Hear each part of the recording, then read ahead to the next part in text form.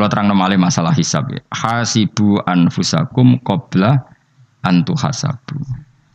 Kamu menghisaplah diri kamu sebelum kamu dihisap. Misalnya saya sebagai ulama, tentu hisap terberat saya itu kitmanul ilmi, menyembunyikan apa? Ilmu. Karena ilmu kalau disembunyikan tuh bahaya sekali. Bayangkan di alam fisik. Misalnya ada orang berkebutuhan pada kemaksiatan, terus di situ ditulis bar, karaoke misalnya. Orang bisa ke sana karena ada tulisannya, ada WA-nya, ada alamatnya. Kemudian ketika Anda bisa Fathul Qorib, tidak ada tulisannya. Harusnya Anda juga nulis ahli Fathul Qorib, ahli Fathul Mu'in, nah, atau ahli Jaljalut, tulis saja. Ahli Primbon. Enggak apa-apa, tulis saja. Penerus Ronggo Warsito, tulis saja. Zaman gendeng, nara melok gendeng, rakeduman, tulis saja. Tapi barokahnya tulisan itu kan orang bisa tahu. Makanya kenapa banyak orang sufi yang sudah menyembunyikan diri, wanaknya nakal-nakal, karena dia disalahkan Allah, karena menyembunyikan ilmu. Saya itu orang yang senang tertutup, kecuali masalah ilmu. Saya mau mengajar terbuka seperti ini. Karena tadi, awal dari dikenalinya kemakrufan adalah dimaklumatkan. Awal dari dikenalinya keburukan juga karena dimaklumatkan. Betapa celakanya kalau kemungkaran dimaklumatkan sementara kebenaran tidak dimaklumatkan. Makanya Mbah Mun itu sampai berfatwa, Mbah Mun guru saya itu. Nak ono masjid ra ono menawarane Mbah Mun duka. Masjid kok ora ono menarane, wajib ono. Dulu saya iskal kenapa menara jadi wajib. Tapi setelah saya tambah angan-angan, secara fikih jelas tidak wajib. Tapi coba bayangkan, misalnya ada bar lampunya tinggi, orang dari jauh tahu itu bar, sehingga kalau mau maksiat misalnya ingin ke sana. Sekarang misalnya masjid gak ada menara, ada orang ingin sholat, ono masjid tahu ora. Tapi baru kayak ada menaranya kan, tahu. Intinya semua kebaikan itu harus dimanarohkan. Makanya manaroh itu dari kata nur, dimenarakan, dari kata nur, dari kata dicahayakan, dimaklumatkan. Sehingga mulai dulu lama itu meskipun humul itu menyembunyikan diri. Tapi kalau masalah ilmu mereka membuka diri. Loh, coba kalau misalnya ngaji seperti saya ini, saya tidak terang-terangan jadi orang alim. Sebetulnya nggak baik. Kalau kamu ujub, sombong, ngaku orang alim itu tidak baik. Tapi kalau kita kan tidak karena ujub tadi, harus memaklumatkan. Coba berapa bapak-bapak yang tertolong nyari bidan ketika istrinya hamil, gara-gara tulisan kan yang nolong itu bidan, ya kan, dokter gigi. Atau kalau enggak dokter ya ahli gigi. Ahli gigi itu yang dipasang tanpa medis itu. Enggak, kamu menjadi tahu karena apa coba? Tulisan kan. Tapi kenapa kebaikan tidak seperti itu? Harusnya sampean itu tulis saja. Misalnya sampean enggak alim saja, maklar orang alim. Siap menyalurkan ke tempat-tempat orang alim. Coba TKI tenaga kerja itu. Mereka tahu Korea, Hongkong karena tulisan penyalur tenaga kerja. Tulis saja rumah kamu penyalur ke orang alim. Nanti antar ke berduaan. Ada orang tanya, maksudnya gimana? Kalau butuh orang alim tak antarkan. Oh ya sudah, itu kalau se-Indonesia, itu luar biasa. Jadi yang ngajinya dulu Fathul Qorib sampai bab sholat itu saja ahli Fathul Qorib sampai bab sholat. Tulis saja dalam kurung pemahaman pas-pasan. Enggak apa-apa. Lo coba dokter itu kan fair. Kalau ilmunya pas-pasan tulis dokter umum. Kalau dia merasa pinter dokter spesialis. Dan itu menjadi orang tahu. Tulis saya kan ahli saraf. Nah, lo buatan guyon itu betul. Makanya saya ini termasuk orang yang menyembunyikan diri. Tapi kalau bab ilmu enggak. Sehingga nyun saya tidak sombong, banyak gus-gus alim yang ngaji saya Jamul Jame, ngaji Mahali. Padahal itu kitab tersulit di pondok. Tapi gara-gara saya sering cerita, saya pernah ngaji Jamul Jame sama Mbah Mun. Saya pernah mentakriri kitab ini. Nya banyak yang ngaji saya. Kalau tanpa itu kan mereka tidak tahu. Ya sampean nggak apa-apa kalau menyaingi saya, tulis saja di rumah kamu ahli Jamul Jame. Barang diparani ahli apa? Ahli jilid. Maksudnya kalau kitab kamu rusak bawa sini. Ya enggak apa-apa.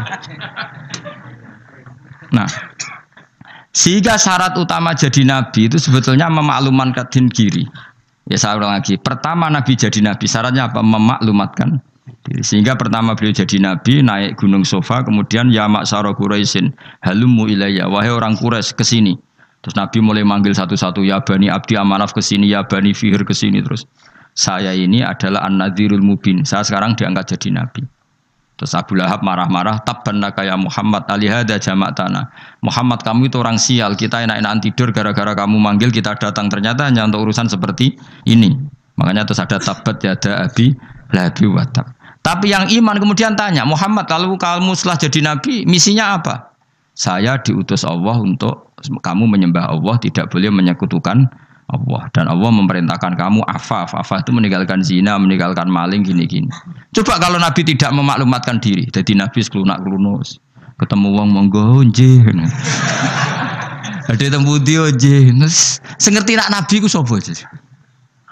Sehingga orang-orang yang humul, yang menyembunyikan diri itu di bab ulama masalah besar itu. Karena ciri utama dosa adalah kitmanul ilm. Makanya Nabi sidik amanat tabligh fatona. Tabligh itu lawan katanya apa?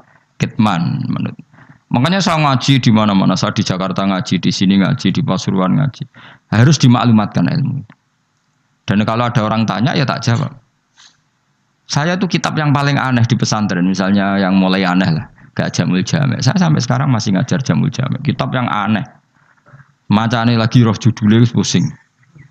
Jamul Jawami', kumpulane pira-pira kumpulan. Dadi ilmu apa ae ana ning kono. Sing gak ana ilmu dukun, mboten enten. Ilmu carane bodoni ora ana. Ning kono mau carane mlebu swarga tok. Mane potensi kula mlebu swarga itu tinggi sekali. Cara sing model piye duwe. Dadi Dadi cara sing model piye duwe. Dadi cukup banyak napa? Cara. Sampeyan nek duwe cara sitok orang mesti, kalau nu gak ada cara gak ada. Jadi nak dari cara iki mentok, ganti cara iki mentok. Ya terakhir paling gampang itu cara nganggo fadhole pangeran. Iku kena mbok tiru. Pokoke mbok swarga nganggo fadhole pangeran. Masalah utama kita sebetulnya itu. Makanya saya tidak pati cocok sama orang sufi itu. Kebenaran itu harus dimaklumatkan. Sementara orang sufi itu ingin menyembunyikan diri. Itu kalau untuk yang alim itu tidak bagus. Wong kita saja tahu itu dokter atau bidan karena tulisan. Ini bidan, ini dokter. Dan mereka jujur, dokter umum, dokter spesialis. Loh, coba misalnya di kota, kamu tulis saja, penyalur kebaikan. Orang yang ingin mondok, pondok pilihannya ada, Sarang ada, Peloso, Lirboyo. Kalau saya ke sana gimana? Saya kenal busnya, tak anter.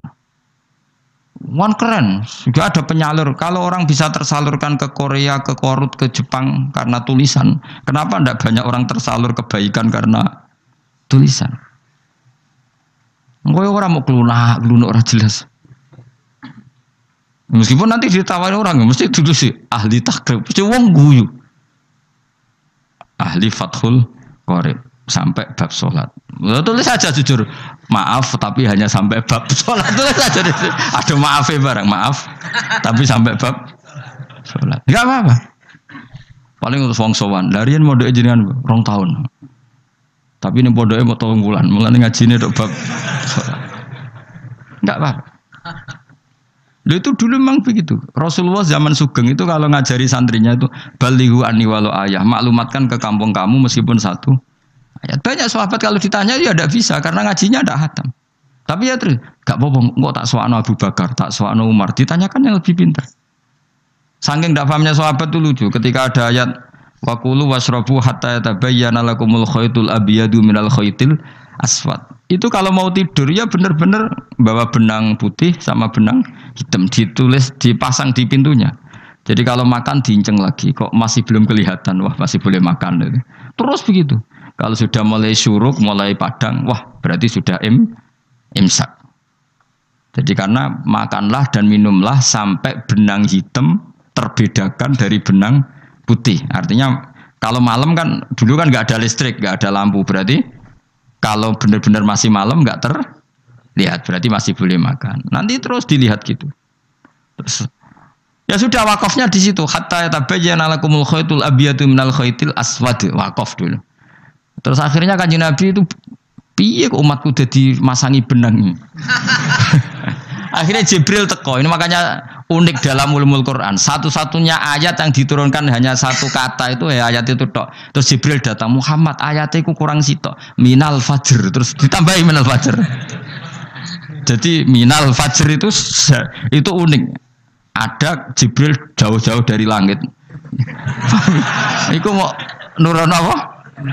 Minal fajr. Makanya kalau kamu nanti dites, kalau ingin jadi dokter tafsir dites, ada satu kalimat yang diturunkan jauh-jauh Jibril ke bumi. Apa kalimat itu? Jawabannya minal fajr. Wis alim gue yakin alim. Memang ikut tak? Masa ikut? Mereka gara-gara sahabat itu terus masangi apa? Benang ngincang.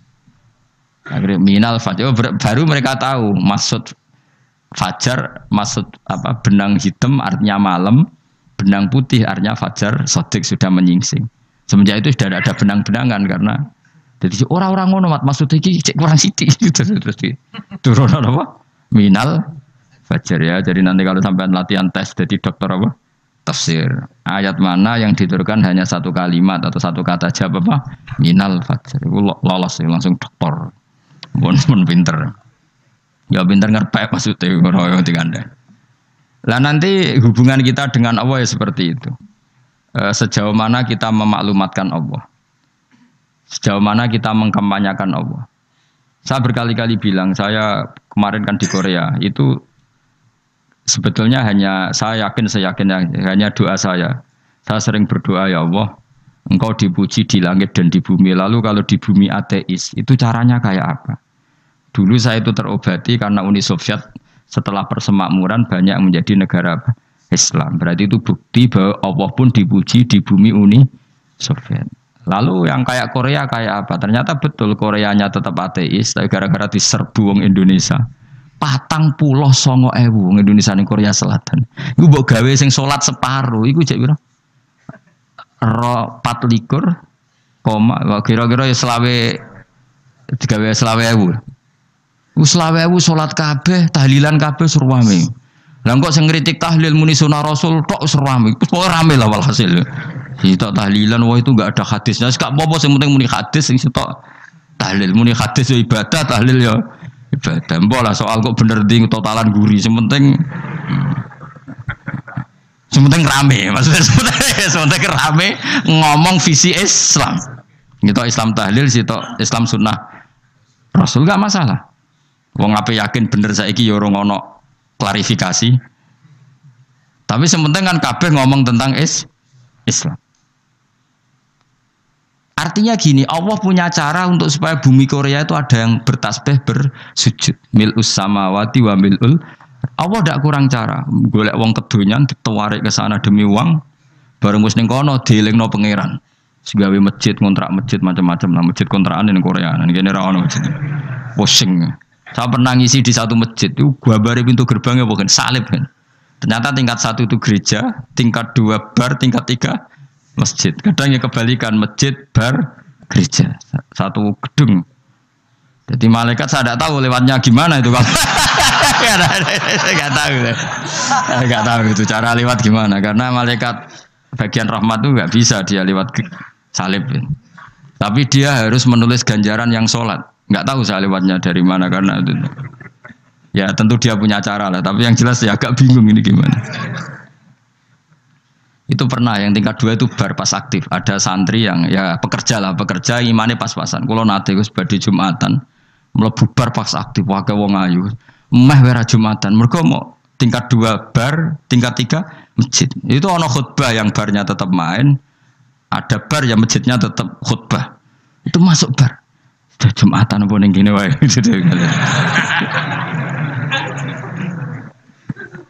Akhirnya ya di situ beberapa menit terus ada komat Jumatan.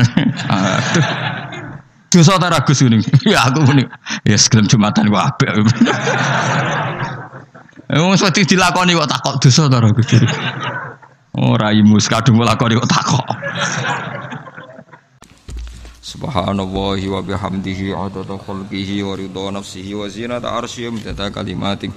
Subhanallahi wa bihamdihi adada khalqihi wa ridha nafsihi wa zinata arsyihi midada kalimatihi.